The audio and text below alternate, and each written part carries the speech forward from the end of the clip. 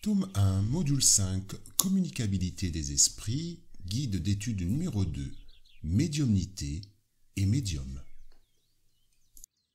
Disons d'abord que la médiumnité tient à une disposition organique dont tout homme peut être doué, comme celle de voir, d'entendre, de parler, et n'en est pas une dont l'homme, en vertu de son libre arbitre, ne puisse abuser, et si Dieu n'avait accordé la parole, par exemple, qu'à ceux qui sont incapables de dire de mauvaises choses.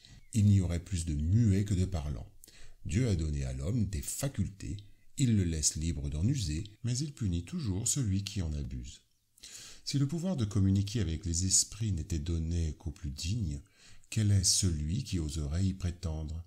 Où serait d'ailleurs la limite de la dignité et de l'indignité?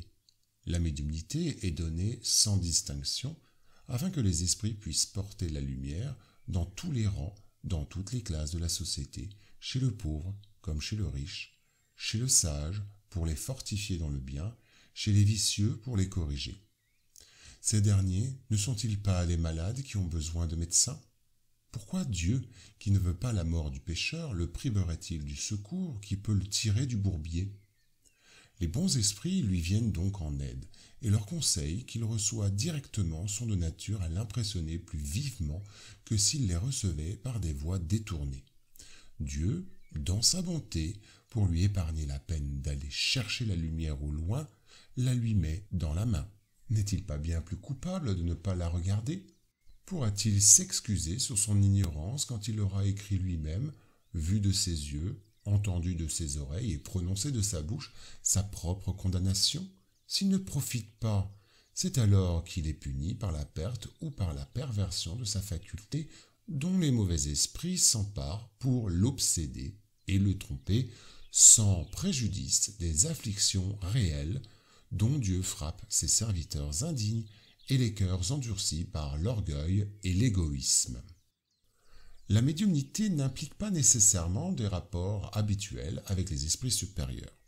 C'est simplement une aptitude à servir d'instrument plus ou moins souple aux esprits en général. Selon Emmanuel, la médiumnité est la lumière qui allait être versée sur toute chair et promise par le Maître divin au temps du Consolateur en cours sur la terre. Lumière qui brille dans la chair, la médiumnité est un attribut de l'esprit, patrimoine de l'âme immortelle, élément rénovateur de la position morale de la créature terrestre, enrichissant toutes ses valeurs dans le domaine de la vertu et de l'intelligence, chaque fois qu'elle est liée au principe évangélique dans sa trajectoire sur la surface du globe. La médiumnité, poursuit Emmanuel, est un talent du ciel au service de la rénovation du monde. Une lampe que nous devons allumer, alimenter avec l'huile de l'humilité avec laquelle nous devons nourrir la lumière sublime de l'amour, irradier la charité et la compréhension vers tous ceux qui nous entourent. D'un autre côté, toute personne qui ressent à un degré quelconque l'influence des esprits est par cela même médium. Cette faculté est inhérente à l'homme et par conséquent n'est point un privilège exclusif. Aussi en est-il peu chez lesquels on en trouve quelques rudiments. On peut donc dire que tout le monde, à peu de choses près, est médium. Toutefois, dans l'usage, cette qualification ne s'applique qu'à ceux chez lesquels la faculté médianimique est nettement caractérisée et se traduit par des effets patents d'une certaine intensité, ce qui dépend alors d'une organisation plus ou moins sensitive. Le médium est ainsi l'être, l'individu qui sert de trait d'union aux esprits pour que ceux-ci puissent se communiquer avec facilité aux hommes.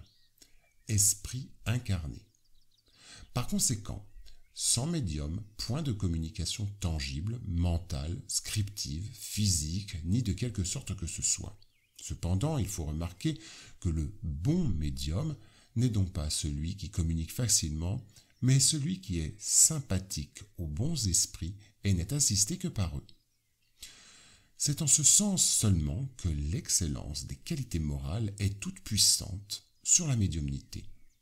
La mission médiumnique, malgré ses contretemps et ses luttes douloureuses, est l'une des plus belles occasions de progrès et de rédemption accordées par Dieu à ses enfants infortunés.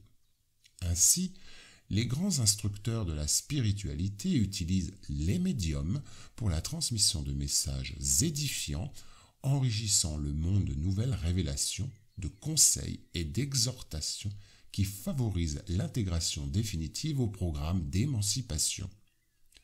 La médiumnité peut mener à tout cela si la pensée de notre Seigneur, plein de fraternité et de sagesse, est la boussole de toutes les réalisations.